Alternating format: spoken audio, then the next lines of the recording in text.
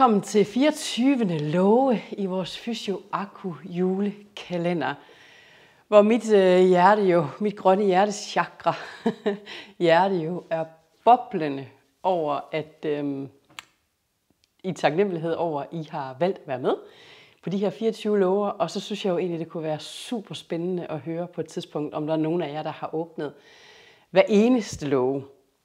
Godt. Hvis nu der er en af jer, der har lyst til at skrive et tal imellem 1 og 10, så har jeg sådan nogle gratitude cards, som vi også bruger inde i min lukkede gruppe, hvor vi trækker et kort hver eneste lørdag, og så har de her et mantra eller en intention, som vi tager med os til vores meditation onsdag aften. Hvis nu en af jer lige skriver et tal mellem 1 og 10, så trækker jeg et kort mellem 1 og 10, og så tager vi den her intention med os ind til vores juleaften. Og ellers så har jeg tænkt mig, at vi skal simpelthen lave yin-yang yoga i forhold til, at vi laver et lille flow.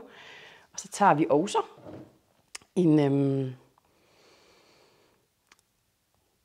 så skal vi selvfølgelig også ned og lave nogle af de gode stræk.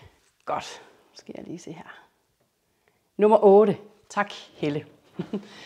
Nummer 8, så trækker jeg et kort her. 1, 2, 3, 4, 5, 6, 7, 8. Let go and know that the universe will deliver. Jeg ved ikke, om I kan se den, hvis jeg tager den derop. Der. Ja. Let go and know that the universe will deliver. Det er det her mantra, det er den her intention, vi tager med os ind i vores meditationspraksis på sådan en juleaftensdag.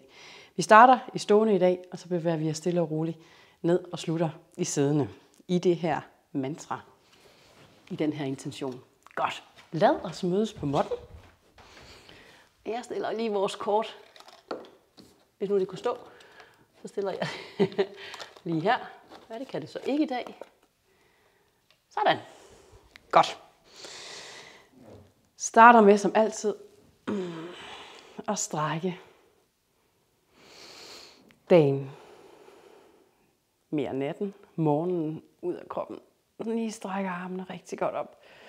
Strækker lidt til den ene side, lidt til modsatte side. Og gaber. Som altid. Slapper af i armene ned langs siden. Mærker, at du har lidt afstand imellem fødderne. Lukker dine øjne. Mærker, at du slapper af i kæben. Der kommer intet nyt i dag. Alt det, vi laver i den her session i dag, det har du prøvet på et eller andet tidspunkt i løbet af de her 24 lover. Så luk øjnene. Måske hold dem lukket hele sessionen. Vi skal lave lidt balance. Det er måske rart nok at åbne den. Og så prøver du igen i den her i dag at lukke munden og trække vejret igennem næsen. Og hvis du har lyst til at tage tape over munden, som vi havde i går, så endelig gør det. Fokuser dit åndedræt igennem næsen. Mærk, hvordan du trækker vejret i maven, brysthulen helt op til kravebenene.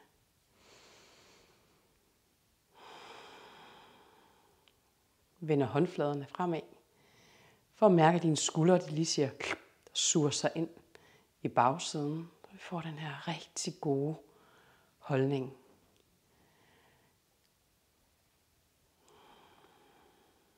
Visualiser den røde farve. Røde farve i dit røde chakra ned ved halebenet. På en indånding trækker den røde energi ind i chakraet, og på udåndingen fylder energihjulet hernede op med den røde energi.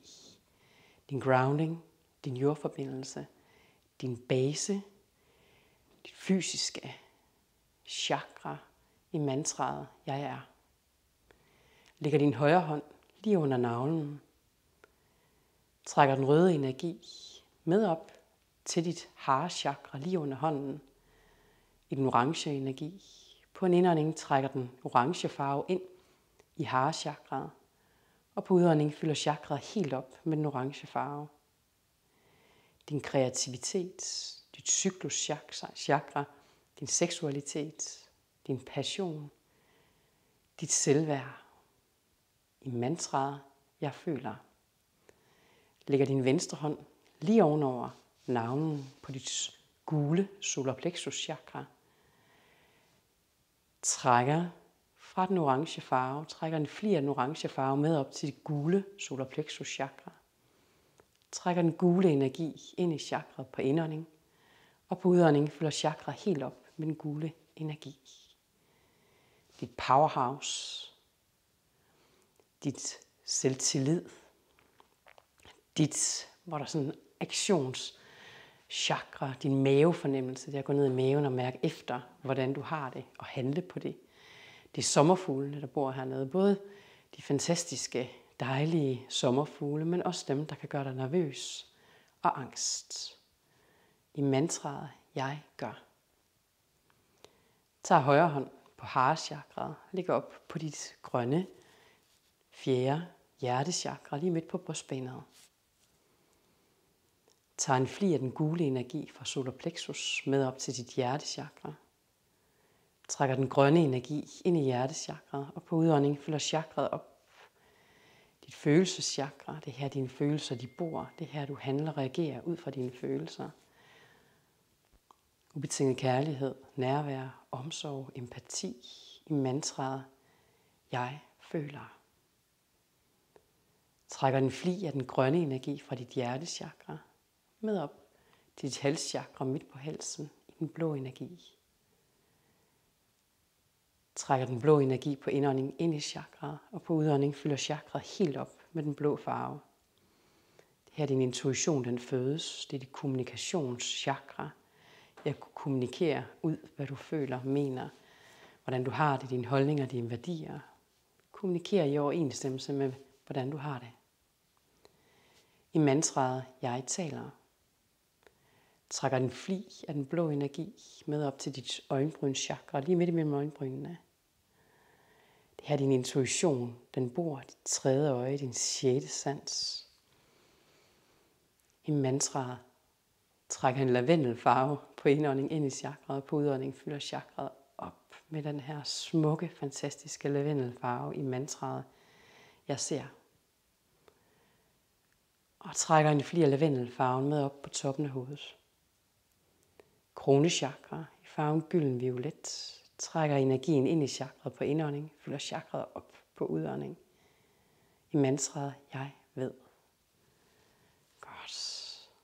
Lad armene komme ned til siden igen. Håndfladerne peger frem. Mærker alle dine 7 hovedenergichakra, der ligger på linje op langs rygsøjlen i forbindelse med dine større endokrine kirtler.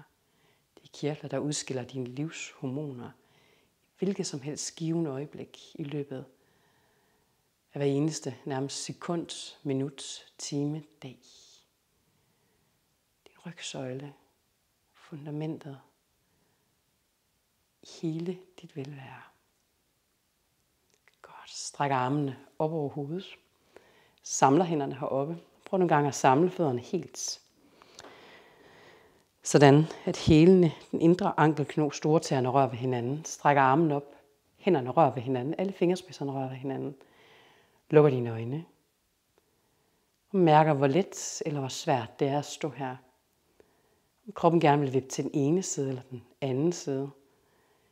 Din højre side, din yang side, det maskuline, det udadvendte, det hurtige. Dagen, solen, varme, indånding. Eller måske mere over til venstre side, din yang side, det feminine, det indadvendte, det rolige, det meditative, natten, kulde, mørke og udånding. Og bare mærk, om det er let at stå her, eller hvad for en side vil kroppen måske mest svinge til. Så når vi står her, så er vi bitte små. Så er du yang. Prøv nogle gange at komme ud med en god afstand. Imellem fødderne strækker armene ud til siden, spreder fingrene og spreder tæerne. I en stående søstjerne, hvor vi bliver meget mere yang. Strækker armene op over hovedet her. Folder hænderne. Og strækker armene op. Langt op. Og gør dig lang. Trækker vejret ind. Og slipper luften igen. Mærker dit vandåndedræt. Strækker armene frem. Krummer hænderne eller folder hænderne. Krummer ryggen. Kigger ind på maven.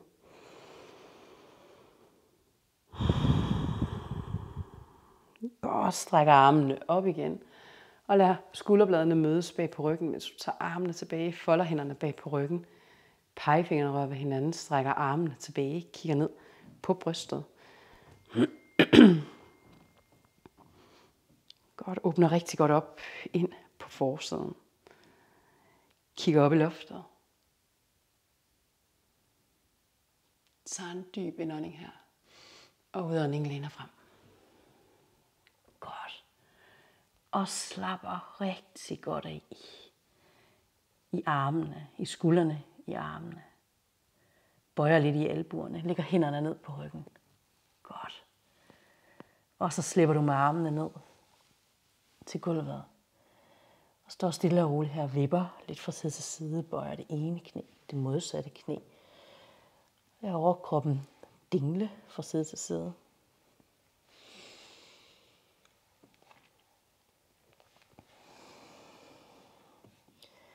Godt, strækker begge dine knæ igen. Mærker, at du slapper helt af i halsen og i nakken, så hovedet det bare får lov til at hænge og dingle.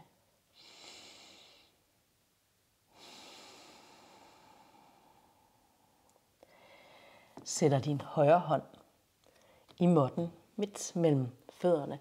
Strækker venstre arm op og kigger op efter fingerspidserne. Og så er det måske her, det er rart at have din yogaklods eller din tykke bog under hånden, som den forlængede arm. Prøv godt at langt ind over skulderhovedet. Mærker dit næse, åndedræt.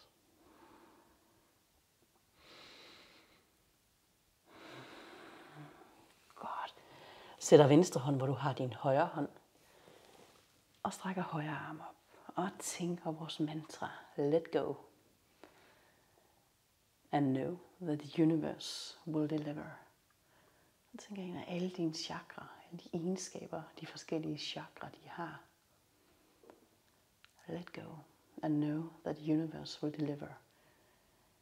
Stol på din intuition, der fødes i dit blå halschakra, bor i dit lavendel øjenbrynschakra, din 6. sans, dit 3. øje. Godt, kommer ned igen her. Hænger et øjeblik og slapper rigtig godt af. Og indånding. Ruller hele vejen op. Godt, strækker armene med op over hovedet. Tag fat med højre hånd på venstre håndled. Indånding lige op. Udånding strækker over til højre. Går der lang ind i hele venstre side. Stol på din mavefornemmelse. Stol på dit solarplexus, gule solarplexus chakra. Stol på dit hjertechakra, din hjertevej. Hjertechakra er altid det, der taler sandt. Har den rette vej til dig, når du lytter til dit hjertechakra. Godt, kom op i midten igen, tag fat med venstre på højre, stræk over til venstre. Og alt det afhænger af, at du har dit røde chakra i balance. At du er grounded, du har jordforbindelse, din base, den er stærk og stabil. Ellers så smuldrer det hele vejen op igennem de øvrige chakraer. Godt, kommer ind i midten igen. Samler fødderne. Kommer frem på måtten og stå. Samler hænderne ned foran brystet. Lukker dine øjne bare et øjeblik. Mærker dit åndedræt. Mærker du står med lige meget vægt på begge fødder. Din base, din jordforbindelse. Du er grounded.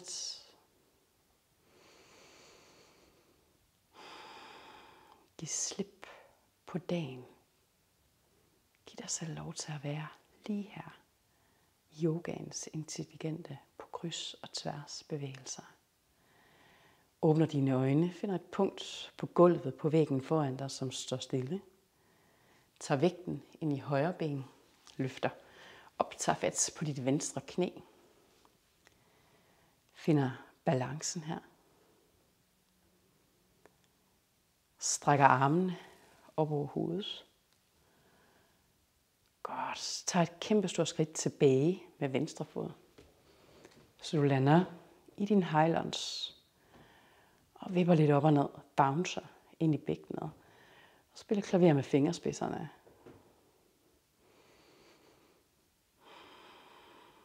Godt, så lander du oppe i fjederen. Bouncer lidt frem og tilbage. Mærker ind i kroppen. Lander med vægten godt inde i højre knæ. Helt ind over tæerne på venstre.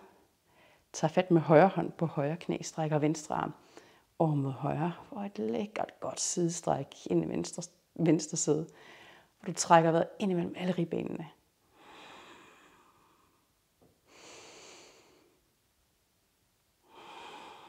Stræk armene op igen. Kommer ned med en hånd på hver side af højre fod. Kommer vi ned i lav lunge, hvor du sætter venstre knæ i måtten. Retter op i ryggen. Tag fat med begge hænder på højre knæ her. Læner dig rigtig godt ind i bækkenet. Virkelig læn dig ind i hoften i bækkenet. Ja, strækker armene op igen. Og læner dig lidt tilbage. Og lige siger god dag, god morgen til din soresmuskel. Sjælens muskel. Hvor vi rigtig gerne vil have det her mantra, give slip, let go. Af alt, hvad den gemmer på. Sjælens muskel af ting og sager, der kan være sket igennem dit liv. Traumatiske ting og sager oftest. Så let go. Tag fat med højre hånd på højre knæ. Lad venstre arm komme over til højre.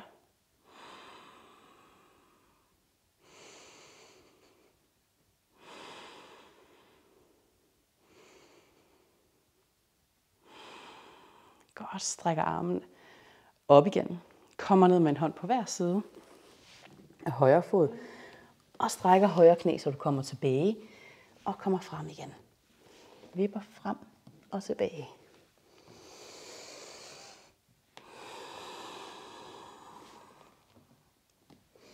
Og så bliver vi tilbage et øjeblik, hvor du strækker højre knæ, flexer foden, stortåen op mod næsen, og så skyder halebenene godt tilbage. Strækker knæet. Husk, luk endelig dine øjne. Mærk dit åndedræt, og mærk din krop, hvad den har brug for.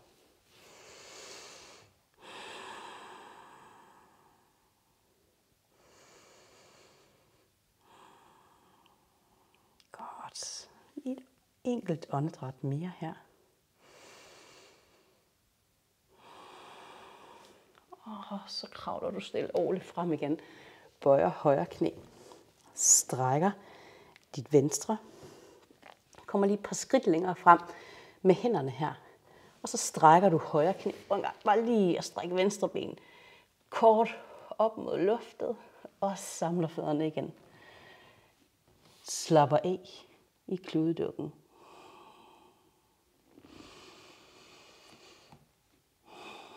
På din næste indånding, der ruller du langsomt. Ruller op. Strækker armene op over hovedet. Samler hænderne her. Kommer ned med hænderne foran brystet.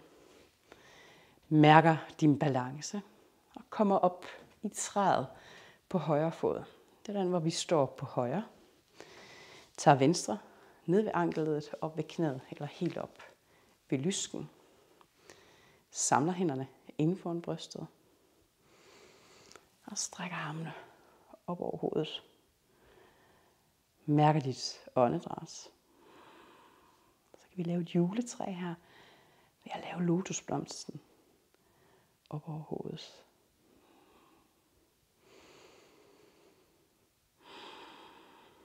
Din base, din grounding, din jordforbindelse. Rigtig meget, når vi aktiverer, træner, udfordrer vores balance. Godt, kommer ned igen. Ja, kommer ned på begge fødder. Lukker øjnene, mærker dit åndedræt. Tag 3 Dybe, rolige, lange, brede åndedræt. Igennem næsen.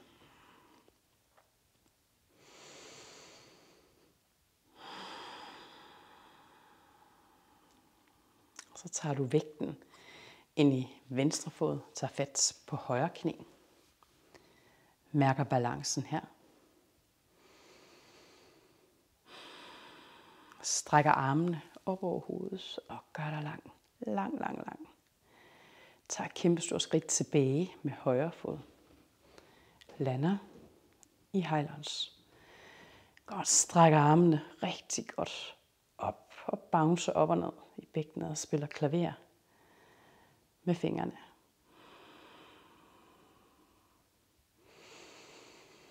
Godt, kom op i fjederen og vipper lidt frem og tilbage.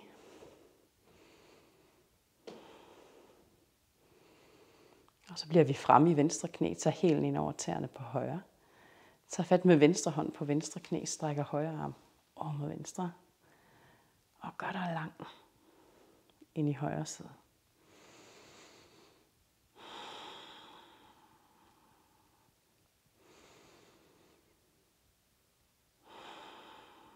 Godt, strækker armene op igen. Og kommer ned med en hånd på hver side. Af venstre fod kommer ned med højre knæ. Godt, kommer langt tilbage med højre ben. Retter op i ryggen. Og læner dig rigtig godt ind i hoften her. Ind i din højre hoftebøjer, psoas muskel, sjælens muskel. Strækker armene op og giver slip. Let go. Rigtig gerne læn dig bare lige lidt tilbage.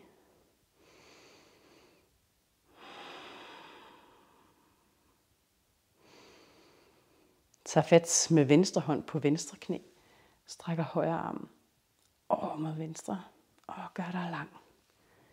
Lang, lang, lang. Ind i højre side. Trækker vejret ind og ud imellem alle ribbenene.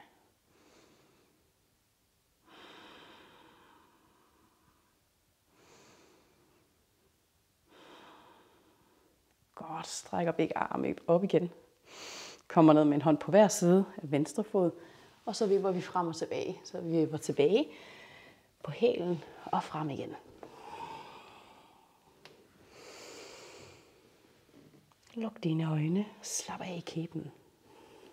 Godt. Og næste gang du lander tilbage, så bliver du tilbage. Strækker knæet. Flexer foden. Ja. Man mærker det her lækre stræk på bagsiden af venstre ben. Ind i haserne. Ind i knæhasen. Blæremedianen. Og alle de fantastiske spindelvævstråde, du har, der løber hernede fra. Op i bækkenet, op i ryggen, ud i armene. Godt. Og bevæger dig frem igen. Strækker dit højre knæ. Kommer lidt længere frem med hænderne. Og så strækker du venstre ben, strækker højre ben bare helt kort op mod benet her. Eller op mod loftet. Og kommer ned og samler fødderne. Godt. Hænger i kludedukken. Og giver efter. Giver slip. Let go.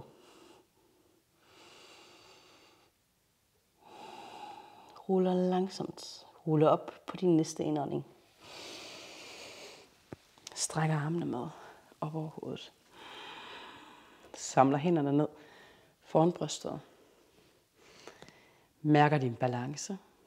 Kommer op, kommer ind i træet på venstre fod.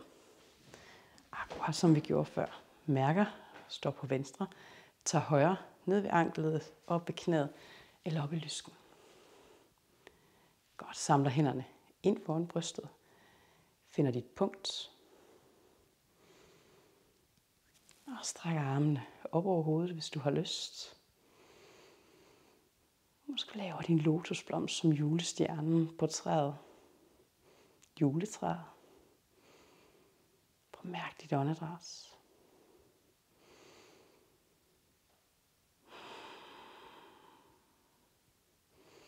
Holder armene, hænderne oppe her.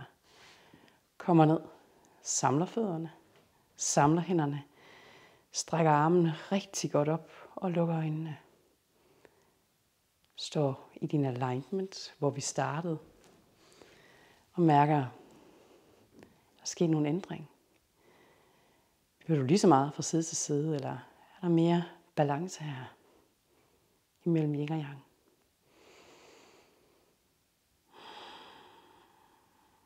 Og hvis nu du skulle være en chakrafarve i dag, rød, orange, gul, grøn, blå, lavendel, gylden, violet, hvad for en farve er du så?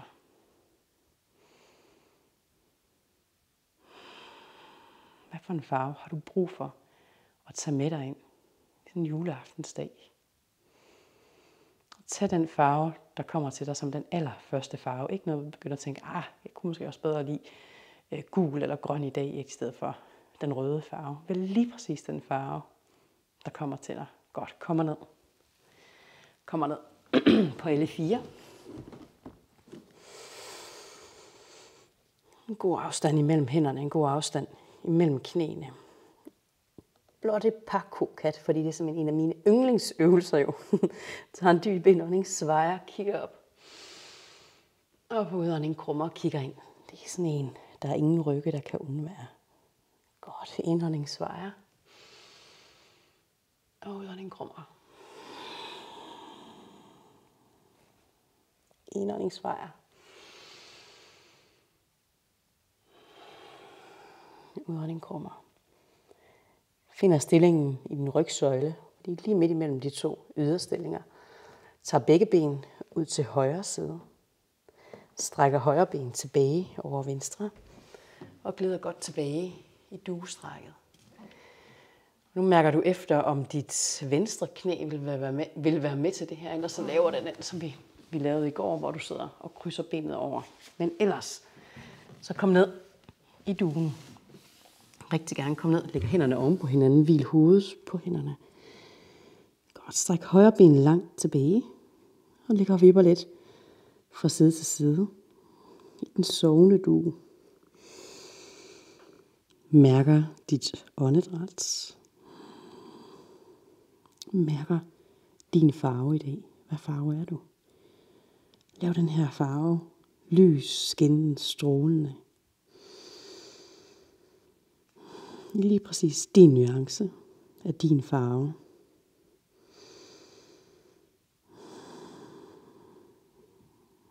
Ikke sikkert, det er så let at se den, så kan du smage den, du kan dufte den, du kan høre den, du kan føle den.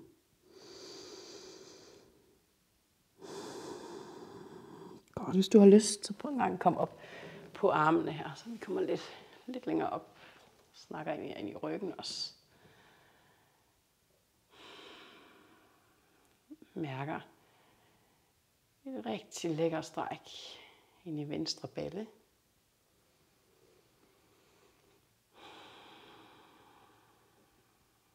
Godt. Kommer let og elegant op på L4 igen. Det er nemlig ikke så let og elegant at komme op der, men det gør vi alligevel. Godt. Står på L4, så tager du begge ben ud til venstre.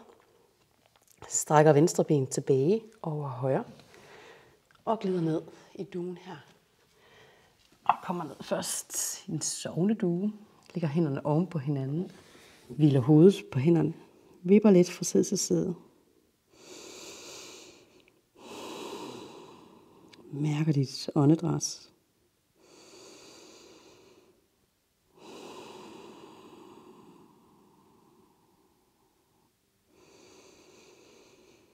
Mærker dit røde fundament, chakra, kreativitet, din passion, dit lys, heart chakra, din mavefornemmelse i dit solarplexus. Mavefornemmelse i at mærke, hvad der er rigtigt, hvad der er forkert, hvad der er godt præcis for dig. I et given øjeblik, det er dit mavechakra, der fortæller dig det. Så vi kan altid gå ned i maven og mærke efter, hvordan vi har det. Og sådan mærke, hvad er godt her? Og når du er god til at lytte til det, så går energien fra dit gule solarplexus op til dit grønne hjertechakra. Og de her følelserne bor i din hjertevej. I at lytte til, hvad der er allerbedst for dig i et givet øjeblik lige nu og her. og på den lange bane. Det er din hjertevej, dit grønne chakra. Så når du stoler på dit gule solar plexus, den energi, den flyder op i dit grønne hjertechakra, så mærker du din hjertevej. Så stoler du og reagerer på den. Og det smelter op i dit blå halschakra, i at kunne udtrykke dig i overensstemmelse med, hvad du mener, føler og tænker. Træffer de valg, der er korrekte, gode for dig. Det smelter så op, flyder op i dit lavendelchakra. Nu strækker vi lige armene her og kommer op i din intuition. Dit tredje øje, din sjette sans. Helt op til dit kronechakra. Så jo mere du lytter til, hvad kroppen den har brug for, jo mere balance skaber du inde i dig. Godt. Kom op og sidde. Sætter fødderne mod hinanden. Tag fat omkring fødderne. Vipper knæene op og ned i den siddende sommerfugl. Så kan du godt se sådan, hvis nu vi lytter til de her chakraer. Du er god til at mærke din krop, hvad den har brug for. Du bevæger dig på kryds og tværs. Ind i alle medianerne. Få energien, din livs chi-prana-energi til at flyde rundt i medianerne, så den ikke er stagneret nogen steder. Samtidig med, at du godt ved, at det er umuligt. Den stagnerer altid. Men det her, at du ved, at ved at bevæge dig, så kan du få flow i chi-energien igen. Godt, den aller sidste øvelse her på sådan en juleaftensdag. Holder højre ben inde her, strækker venstre ben ud til siden. Strækker armene op over hovedet, spreder dine fingre. Flexer venstre fod, tager en dyb indånding her. Udånding tager fat med venstre på højre knæ, twister, kigger over din højre skulder.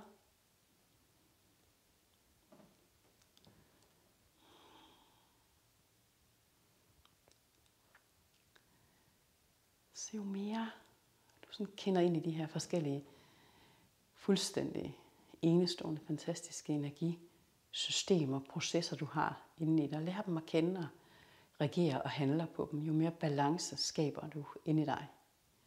Jo mere velvære skaber du inde i dig. Jo mere lærer du at forstå, hvad din krop den fortæller dig, når den larmer. Så snakker den med dig og fortæller dig et eller andet. Godt, kommer ind i midten igen, strækker armen op, tager en dyb indånding. Tag fat med venstre hånd på venstre ben, strækker højre over mod venstre. Og mærker efter, skal du lige over til siden, eller først bedre læne lidt fremover og lidt bagover. Præcis, hvad din krop den har brug for.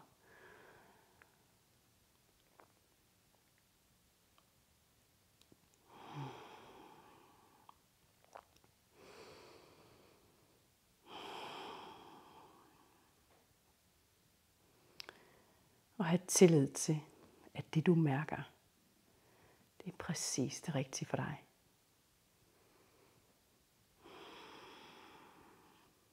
Godt, kom op igen. Modsat, så vi strækker højre ben ud til siden, bøjer venstre knæ ind. Strækker armen op.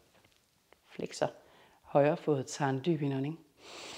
Tager fat med højre på venstre, twister venstre rundt. Kigger tilbage over din venstre skulder.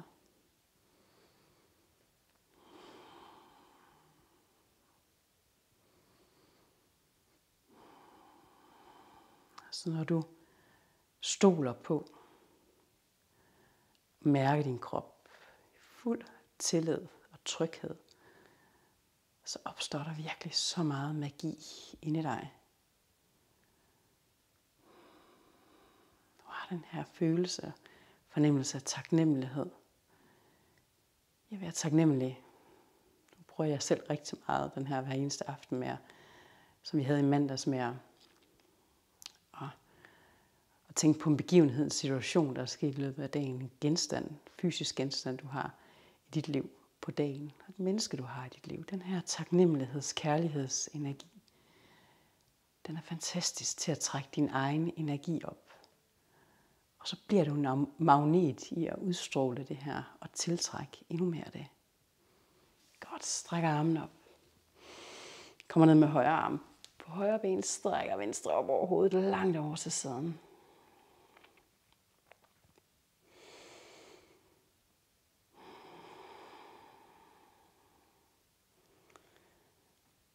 Og så sidder du og tænker lige nu, og mærker, kan sådan helt fornemme, alting hænger sammen. Det er præcis sådan der. Alt hænger sammen. Godt. Kom op igen. Kommer ind.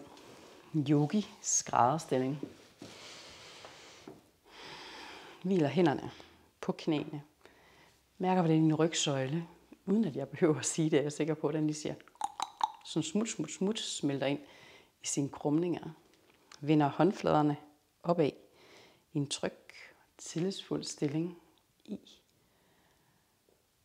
Og stole på, at universet, det leverer til dig, når det er den her taknemmeligheds-kærlighedsenergi, du sender ud, og stoler på, at det du gerne vil, man manifesterer det du gerne vil ved at se det, høre det, smage det, dufte det, at som om det er sket. Når det er den energi, du sender ud, så skal du være helt sikker på, at universet, det skal nok levere. Let go and know that the universe will deliver.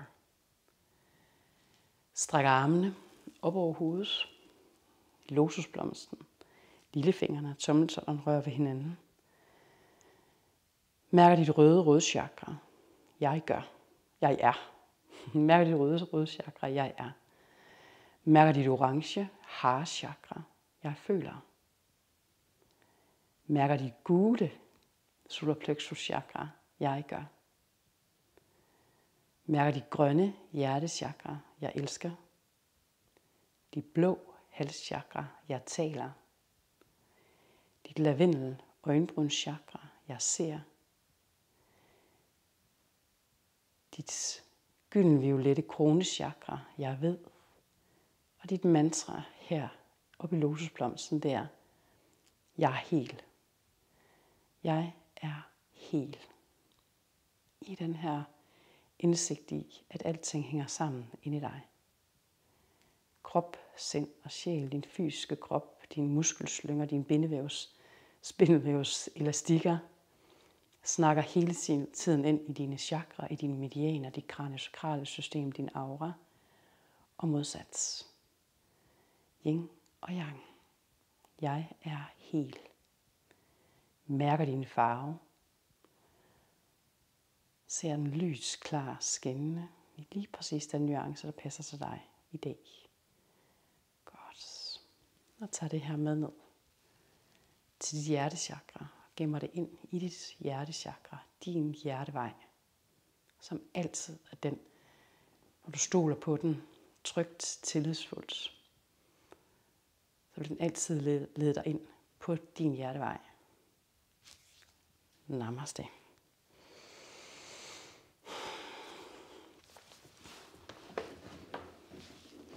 Tusind tak til jer for at have været med på de her 24 lover. Måske nogle af jer hele vejen igennem, måske har nogle af jer taget små bidder af det. Det er lige vigtigt, det er lige godt. Men de ligger her i en måneds tid nu, herinde på min offentlige side, så sletter jeg dem nok hen ad vejen, eller jeg sletter dem, og så bliver de liggende inde i min gruppe.